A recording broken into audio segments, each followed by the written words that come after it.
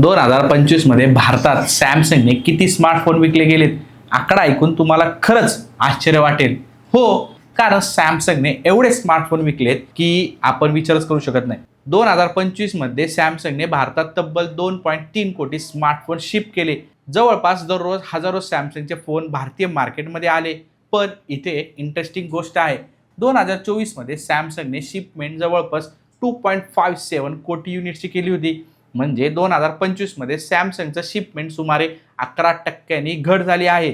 तरी सॅमसंग भारताच्या स्मार्टफोन मार्केटमध्ये टॉप 2 ब्रँड्समध्ये आहे. विवोने पहिला नंबर मिळवला आहे, तर सॅमसंग दुसऱ्या क्रमांकावर आहे. आपण आपल्या दुसऱ्या रीलमध्ये पाहणार आहोत की विवो एक नंबरला का आहे. पण प्रीमियम सेगमेंटमध्ये सॅमसंगचं परफॉर्मन्स अजूनही इंटरेस्टिंग होतं.